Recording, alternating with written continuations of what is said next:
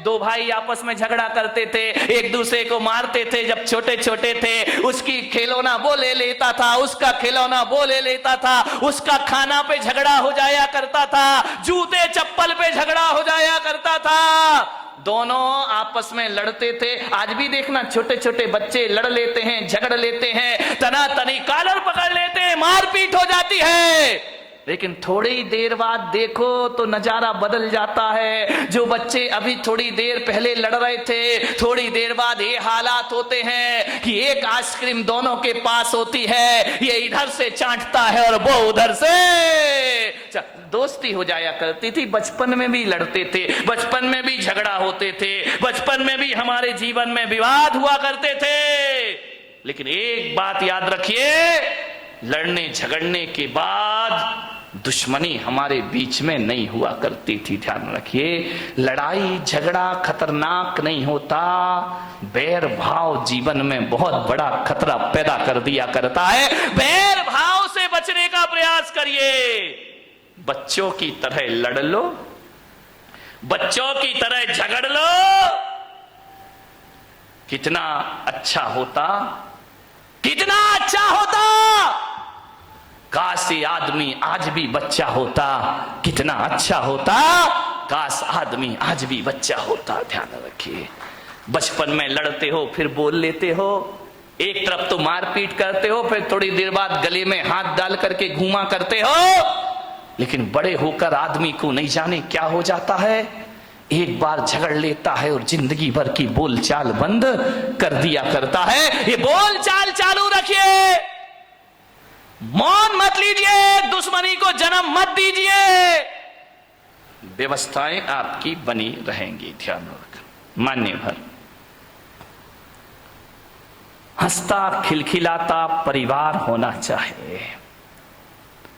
हंसोगे, खिलखिलाओगे, क्रोध पैदा नहीं होगा। ध्यान, दो ही चीज हो सकती है जिंदगी में, या तो हंस लो या गुस्सा कर लो। ध्यान रखना, जब गुस्सा करते हो तो हंसी गायब हो जाती है, और जब आदमी चेहरे पर मुस्कुराहट और हंसी लाता है तो क्रोध गायब हो जाया करता है। दोनों एक साथ कभी नहीं रहा करते हैं। ऐसा कभी आपने नहीं देखा होगा कि क्रोध में, गुस्से में किसी का मुंह भी फूला है और हंस भी रहा हो, मुस्कुरा रहा हो। दोनों काम एक साथ कभी नहीं हुआ करते हैं। इसलिए मैं आपसे कह रहा हूं कि क्रोध की जगह हंसता खिलखिलाता मुस्कुराता जीवन होना चाहिए। जितने आनंद में रहोगे उतना क्रोध आपसे दूर रहेगा। मेरे कमरे में लोग हंसते रहते, आवाज आती रहती, हंसी मजाक की आती रहती है। बोले महाराज आप संत हैं, आपका कमरा बड़ा सीरियस होना चाहिए, बड़ा गंभीर होना चाहिए। मैं बहुत कोशिश करता हूं गंभीर हो जाऊं, गंभीर हो जाऊं, लेकिन क्या करूं, मेरा स्वभाव मुझे गंभीर नहीं होने दिया करता है।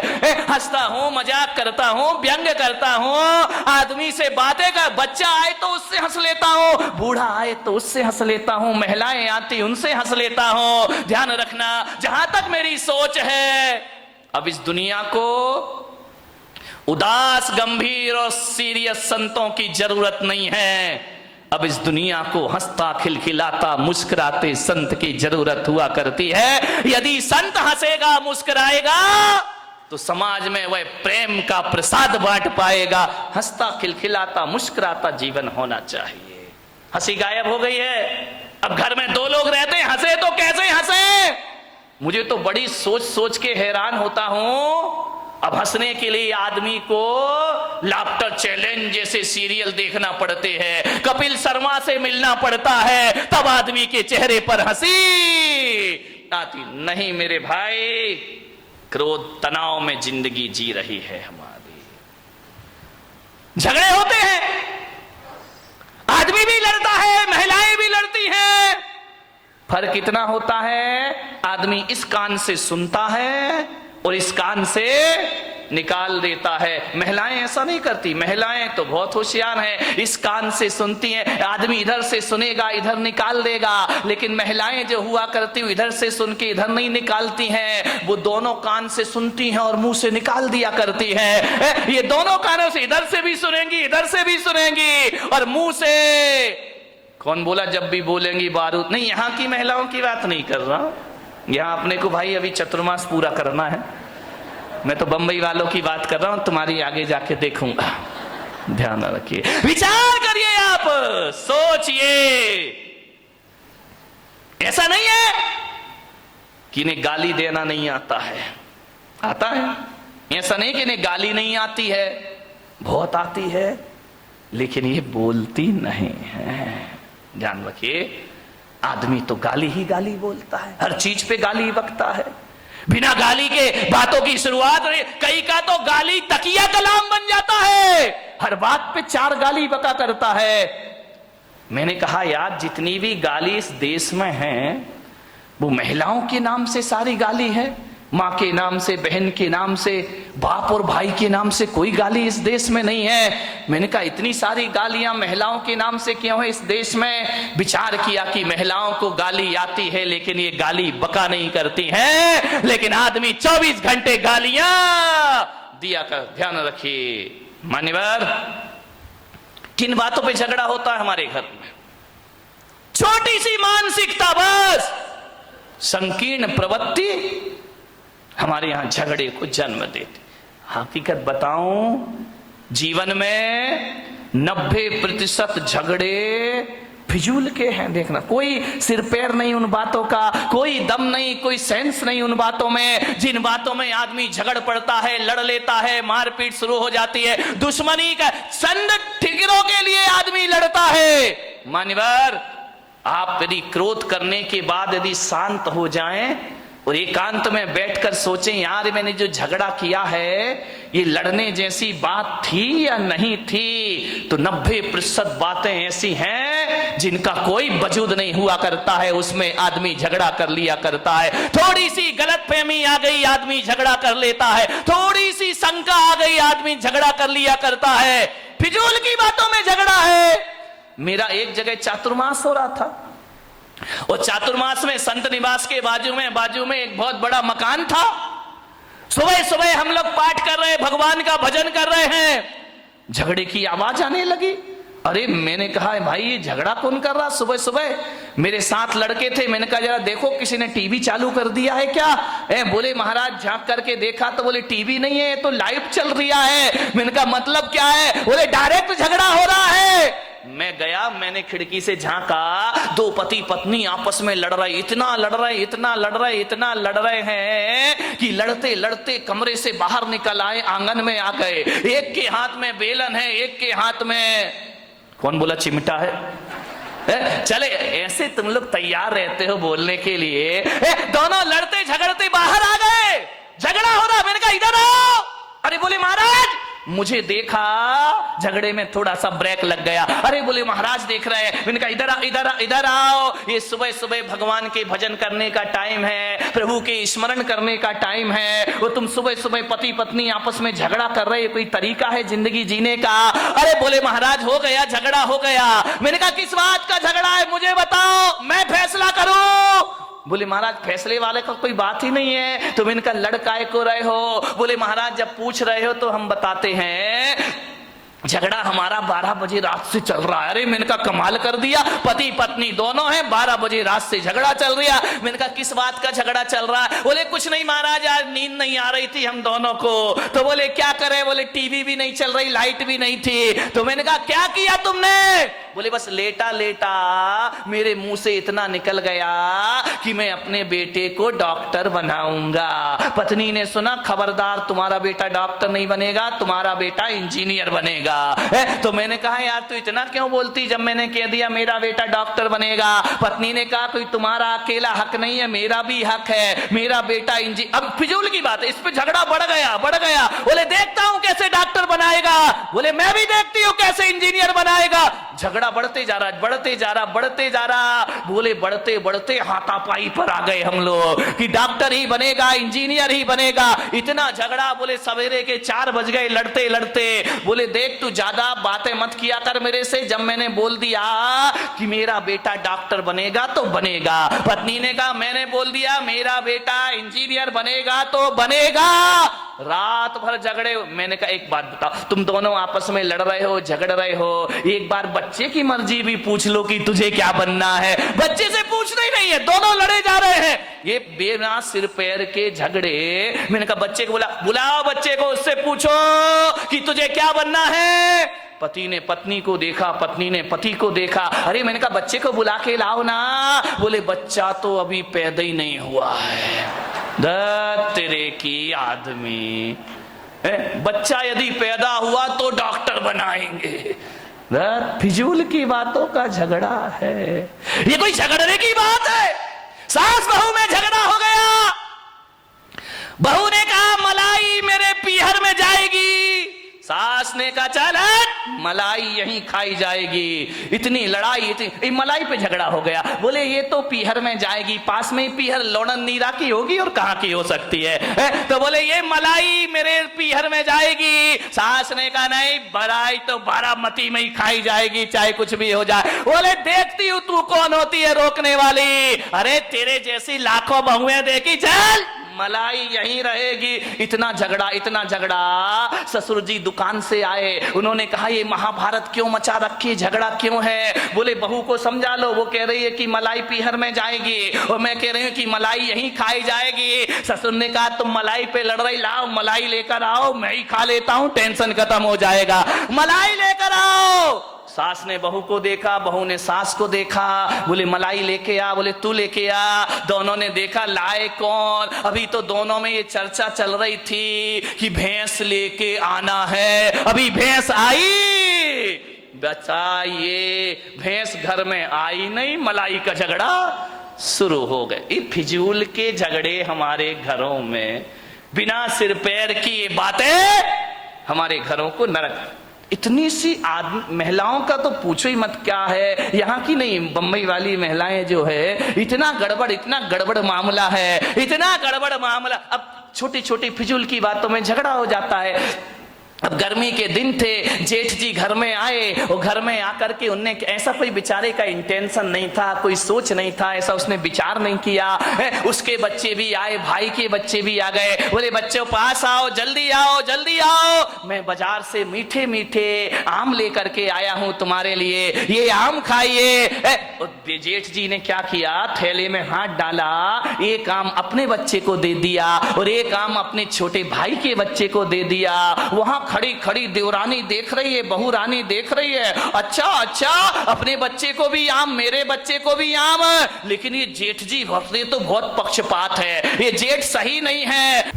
ओम नमः सिद्धेभ्यः,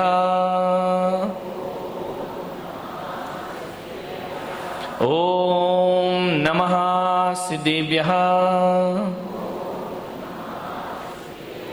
ओम नमः सिद्धेभ्यः। यदर्चा भावेन प्रमुदितमना दर्दुरेह, क्षणादासीत् स्वर्गी गुणगण समृद्ध सुखनिधि। लभन्ते सद्भक्ता शिव सुख समाजम किमु तदा। महावीर स्वामी नयन पथगामी भवतु मे, महावीर स्वामी नयन पथगामी भवतु मे, महावीर स्वामी नयन पथगामी भवतु मे। प्रथम तीर्थंकर ऋषभदेव भगवान की, भगवान महावीर स्वामी की, परम पूज्य गुरुदेव आचार्य श्री पुष्पदंत सागर जी महाराज की, अहिंसा परमो धर्म की।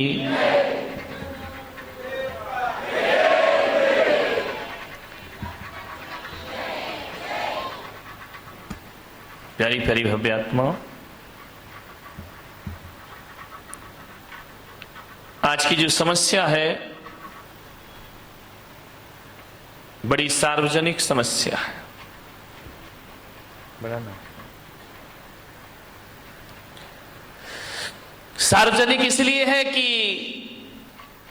ऐसा नहीं है कि क्रोध मात्र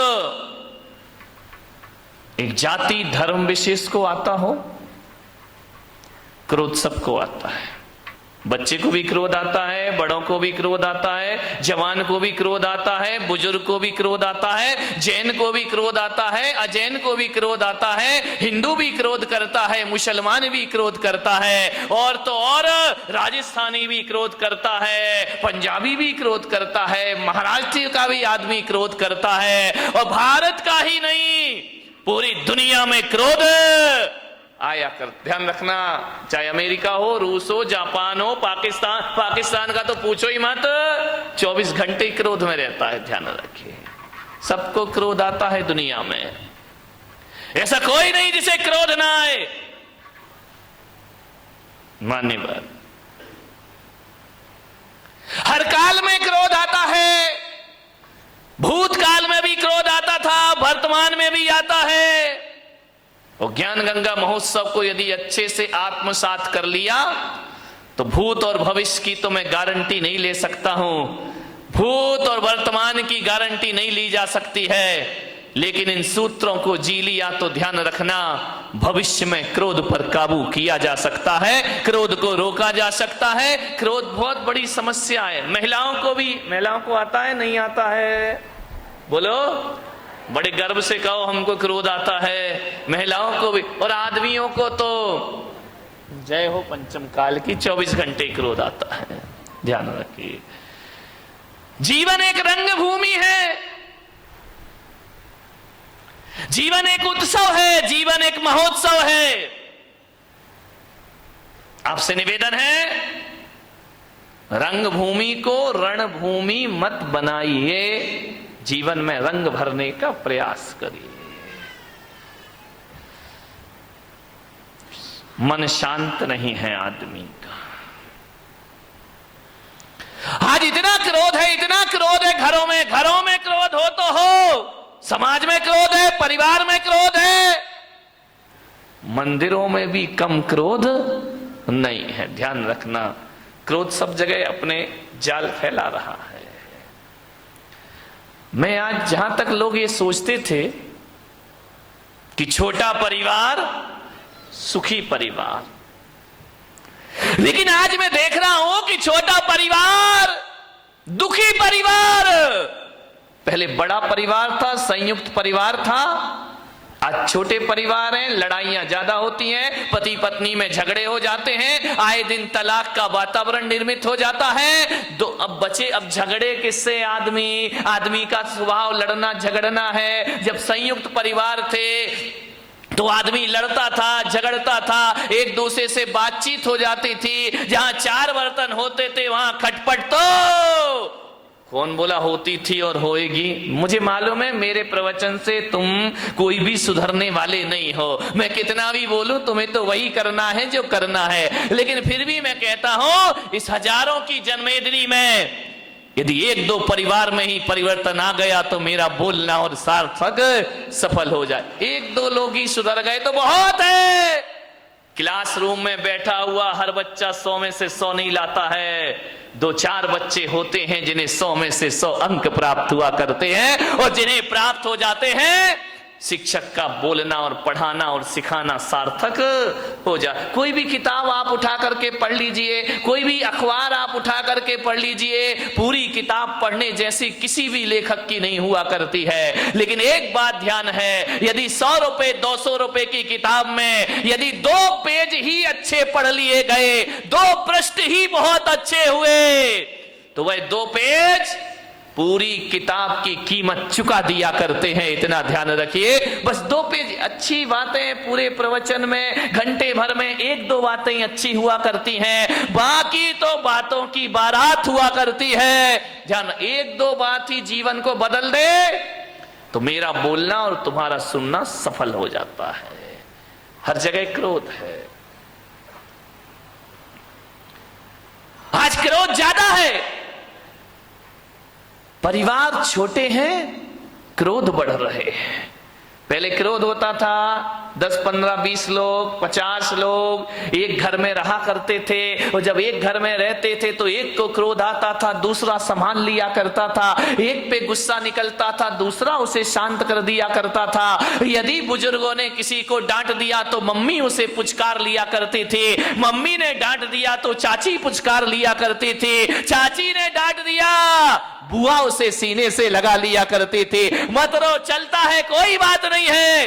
क्रोध बट जाता था। अब तो हम 2 और हमारे नहीं, वो 2 भी नाम के ही हैं, एक पूना में पढ़ रहा तो एक बंबई में पढ़ रहा है। हम 2 और हमारा कोई नहीं है। ध्यान रहे, पति पत्नी रहते हैं, अब गुस्सा कहां निकले मेरे भाई? कौन गुस्सा निकल आया तो संभालेगा कौन? कौन प्यार से हाथ फेरेगा? कौन गले से लगाएगा? अब पति झगड़ता है तो पत्नी का पारा चढ़ जाता है, पत्नी झगड़ती है तो पति का पारा चढ़ जाता है, और कभी कभी जब दोनों के पारे चढ़ जाते हैं तो तलाक की नौबत आ जाती। छोटे परिवारों में क्रोध ज्यादा हो रहा है, ध्यान रखिए। बड़े परिवारों में क्रोध, एक आदमी को यदि गुस्सा आया, दादाजी को गुस्सा आया, पापा जी को गुस्सा आया, तो ये होता था थोड़ा गुस्सा इस पे निकल जाता था, थोड़ा गुस्सा उस पे निकल जाता था, 50-50 ग्राम क्रोध बट जाया करता था।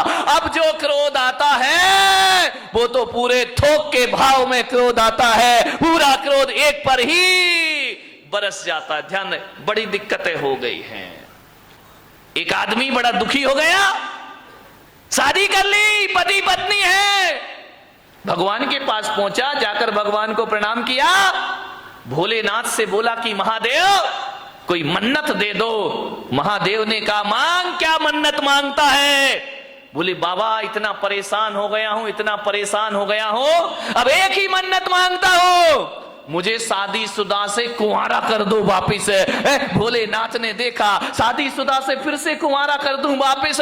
भोलेनाथ ने कहा निकल यहां से बाहर। अरे बोले बाबा ये कैसी बात है कि आप मुझे बाहर निकाल रहे हो, मेरी मन्नत पूरी करो। भोलेनाथ ने कहा कि मैं मन्नत तो पूरी कर लूंगा, लेकिन पागल है तू, मन्नत नहीं तू जन्नत मांग रहा है, जन्नत में तुझे शादीशुदा को कुंवारा कर दो, ये मन्नत नहीं ये जन्नत की डिमांड हुआ। ध्यान रखना, तुम्हारा घर जन्नत बन सकता है, इसमें कोई भी डाउट नहीं है। थोड़ी सी समझदारी अपने अंदर रखिए, समझदारी आ गई तो घर को जन्नत बनने में ज्यादा देर नहीं लगा करती है। ध्यान रखिए। मान्यवर, आपसे निवेदन है, बड़ा परिवार था, सुखी था, आज छोटा परिवार है, दुखी है, एक ही बेटा है। अब बोलो भाई साहब प्रवचन में क्यों नहीं आते? क्या करे महाराज, दुकान जाना पड़ता है, दुकान खोलना पड़ता है, बेटे को बिठा, बेटा पूना में पड़ता है। अब बताओ, अब आपका एक ही लड़का, मुझे तो अपना भविष्य खतरे में दिखाई देता, तुम्हारा दिखाई दे या नहीं दे, आपका एक ही बेटा है। मैं बच्चे को ये नहीं कह सकता तू सन्यास ले ले, बच्चे को मैं ये नहीं कहता तू दीक्षा ले ले। अब किसे सन्यास देंगे? तुम्हारा सहारा तो एक ही है। पहले 4 बच्चे होते थे, 5 बच्चे होते थे, एक बच्चा दुकान संभाल लेता था, पिताजी समाज संभाल लिया करते थे, कोई मंदिर संभाल लिया करता था। अब तो हमारे यहां संभालने वाला कोई नहीं, अब तो घर नौकरों के हवाले हमारे हो गए हैं, और दुकान जो हो गई है वह पार्टनरशिप में चला करती है। घर के बच्चे ही नहीं है, बहुत बड़ी बड़ी फैक्ट्री बन जाती है, और बच्चा अमेरिका में जाके पढ़ता है, वापिस लौट के नहीं आता, बाप बेचारा यहां रोता है, इस करोड़ों की फैक्ट्री का उत्तराधिकारी कौन हो? समस्याएं बहुत ज्यादा हो गई हैं एकल परिवार से। संयुक्त परिवार सुखी परिवार। ध्यान रखिए। मान्यवर, क्रोध ज्यादा बट गया, कलह ज्यादा हो गई, अब लड़ने की तो आदमी की आदत है। अब घर में यदि कोई मेंबर ही नहीं है, एक ही बचा, तो झगड़ा तो फिर उसी से होगा। ध्यान रखिए। मान्यवर, कलह बढ़ गई हमारे घरों में, ऐसे बात करते हैं किसी से जैसे उस पर कोई एहसान कर रहे हो, जवाब नहीं दिए जाते हैं। हालात ये हो गए हैं कि पति बेचारा थका हारा घर पहुंचता है, आवाज लगाता है कि सुनती है, एक गिलास पानी लाके दे दे, प्यास लगी है बहुत। अब पत्नी क्या बोलती है, देख नहीं रहे, मैं सीरियल देख रही हूं, टीवी देख रही हूं, ऐसा करो जाके चुपचाप पानी पी लो, और हो सके तो एक गिलास मेरे लिए भी ले आए। हालात बहुत खराब है घरों के, स्थितियां भी, तुम तो पी लो और हो सके तो एक गिलास मेरे लिए भी पानी लेकर आ जाए।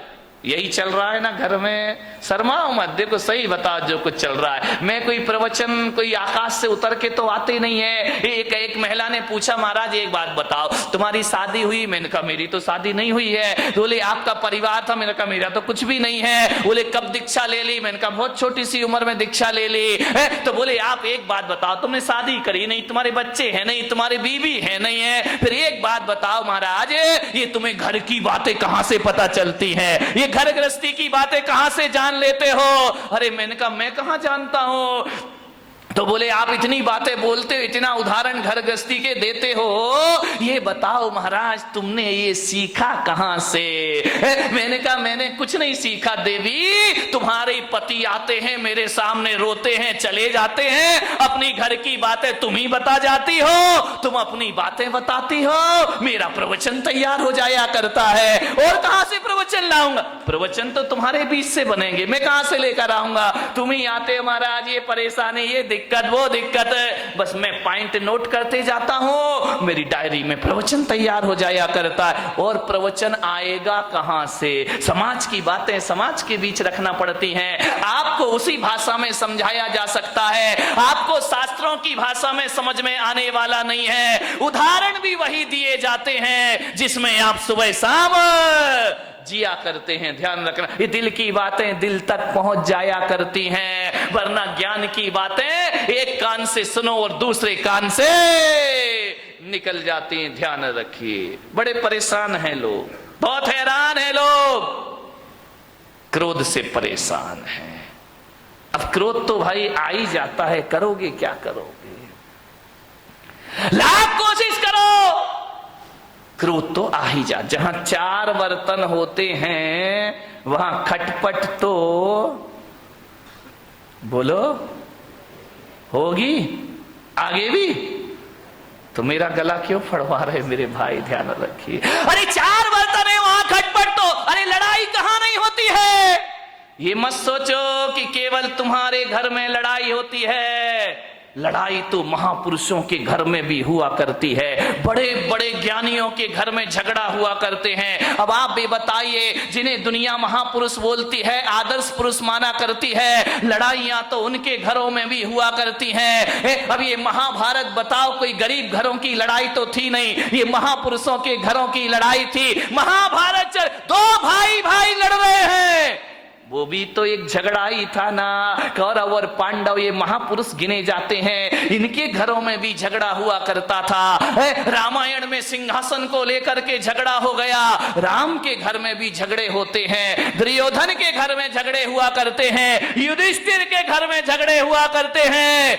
झगड़ा कहां नहीं होता मेरे भाई? भरत बाहुबली का ये झगड़ा नहीं तो क्या था, ये भी तो एक झगड़ा था। ये मोक्षगामी लोग, ये सम्यक दृष्टि लोग, यहां इनके घरों में भी झगड़े होते थे, और बड़े आदमियों के घरों में भी झगड़े होते हैं। मुकेश अंबानी, अनिल अंबानी, ये झगड़ा नहीं तो क्या पेस्टीज रगड़ा है, विचार करिए। झगड़ा तो इनके घर में अभी, प्रमोद महाजन, प्रवीण महाजन, झगड़े तो इनके भी घर में हुआ करते हैं। ऐसा कोई नहीं है जिसके घर में बारामती के घरों के बारे में मुझे नहीं मालूम है, यहाँ झगड़े हैं या नहीं है। होशियार मत बनो कि हमारे यहाँ झगड़े नहीं है, घर घर की कहानी है, इसलिए तो महिला देखती हैं कहानी घर घर। विचार करिए, सास भी कब हुई?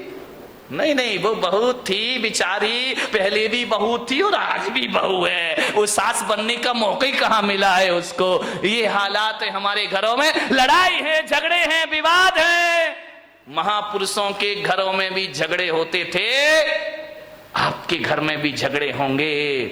लेकिन एक बात मेरी आपसे निवेदन है बड़ी विनम्रता के साथ, कि झगड़े तो सब घर में होते हैं, तू मैं हो जाती है, एक दूसरे के अहंकार को चोट पहुंच जाती है। लेकिन मैं आपसे एक निवेदन करूंगा, लड़ लेना, झगड़ लेना, जितना लड़ना हो लड़ो, जितना झगड़ना है झगड़ लो, लेकिन बारामती वालों बोल चाल बंद मत करिए। लड़ाई हो जाए, कुछ कह दिया, डांट दिया, फटकार दिया, कुछ बोल दिया, बोल चाल बंद यदि आप कर देंगे तो सुलह के सारे रास्ते बंद हो जाएंगे हमेशा को। लड़ लीजिए, झगड़ लीजिए, लेकिन शाम होने से पहले बोलचाल जरूर कर लीजिए। तुम्हारा क्रोध तुम्हारे लिए दुखदाई नहीं बन सकता है, तुम्हारा झगड़ा तुम्हारे लिए दुखदाई नहीं बन सकता है। अरे बचपन में भी तो लड़ते थे।